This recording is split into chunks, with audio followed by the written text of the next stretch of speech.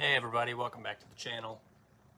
It's going to be probably a little bit of a shorter recap, kind of talking, discussion kind of thing about episode 7 of the Acolyte. It has left me with almost no thoughts whatsoever. That's how uninteresting it was. We basically get almost a retelling of episode 3 with different camera angles, which I think people were expecting like the series of events to be different than they were, but they ended up being exactly the same, but with stuff that we didn't see.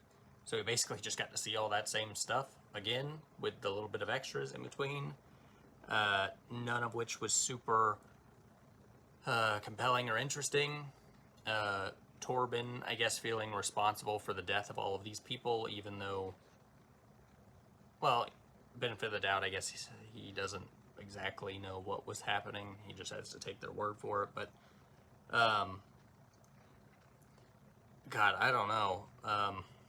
This show is so frustrating because you really want to watch it and you really want to like it, and it is just so below average and frustrating.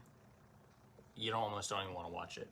And I think people were almost holding on to this retelling of the Bryndock series of things to land and it to add some more validity to things, and it just didn't at all.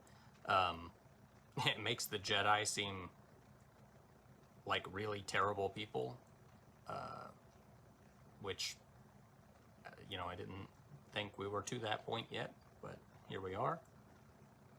I guess this is probably going to end with Soul dying in some capacity, and that's who gets blamed for the death of the Jedi on Kofar. I don't know. Hopefully the theories about Plagueis showing up at the end of this and killing Khmer pan out, so at least we get something cool, I guess. So far, the light whip that was made a big deal about, unless there's a cool sequence for the next episode, has done nothing. It seems like it has so much potential, and they just don't know what to do with it, and it's really disappointing. And then when you think about it even further, the whole budget of the show, but then this episode and episode 3, same sets.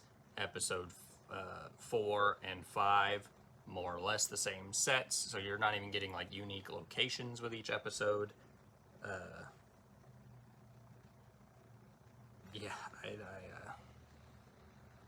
I don't know. It just felt like an absolute nothing episode, other than like being frustrating, honestly. I've talked about this with a couple other people recently, and I almost have a hard time putting anything about this episode to words. That's just kind of how, was it terrible? No. Was it good? No. It was just there. It is a piece of media that exists, and that is almost worse than the alternatives somehow. I'd probably give this episode like a 3, with 5 being average. It was just so, none of it, I don't even know. I don't know. That's where I'm at. I don't know. Torben running off on the speeder, he's gonna go kidnap these 2 girls by himself, even though they know they have 50 people, or whatever it was they said. I mean, I get he's a Padawan, but shit, man. That is...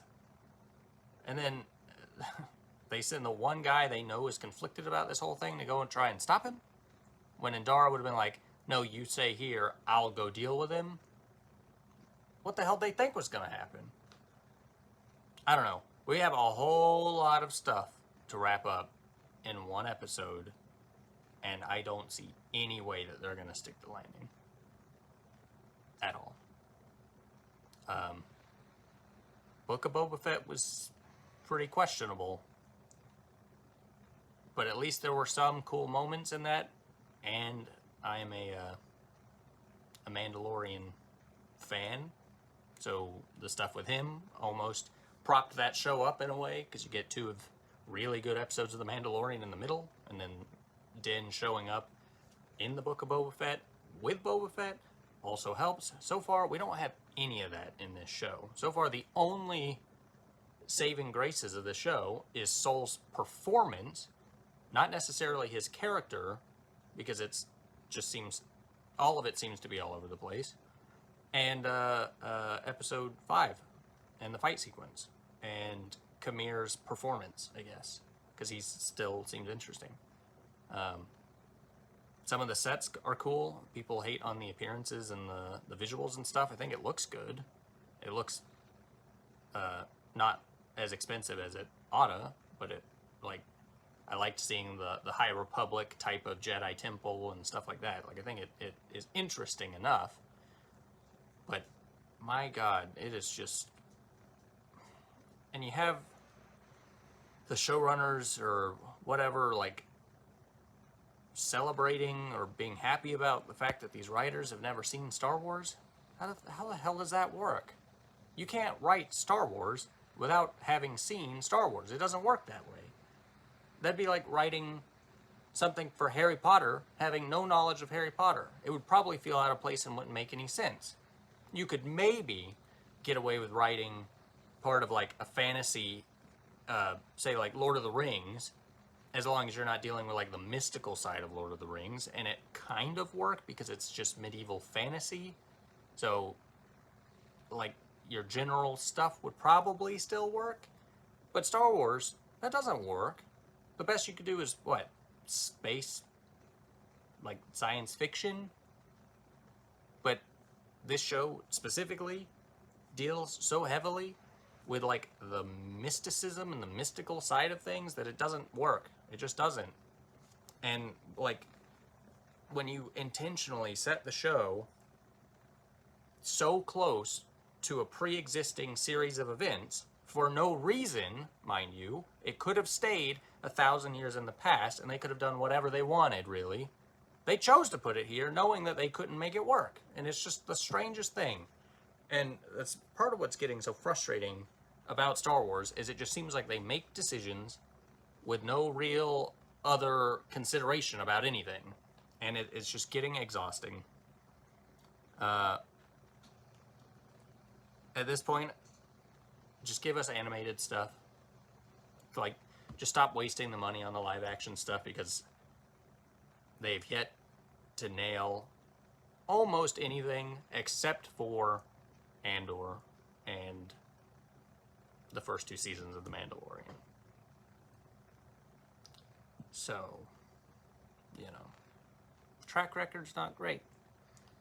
Now, I hate where we are with Star Wars, and like, I think people are stuck in a rut of hating everything because that's just the way it's been for so long. So even things that really aren't that big of a deal, people are getting really stuck on like it's a big deal, and it just isn't. And that's disappointing because even like it just feels like nobody wants to give credit in a capacity that you could give credit, and that sucks. But I understand why we're here and how we got here, why we're still here. So not positive at all, but hopefully at least we get a cool sequence, because the Wookiee sequence, which I didn't touch on, you know why? Because it didn't really stand out, was really underwhelming. Hopefully we get something cool in the last episode. At least hopefully we get some sort of spectacle, because at this point the story is, well, whatever. So that's it for this one. I will see you guys next week. I appreciate you being here. See ya.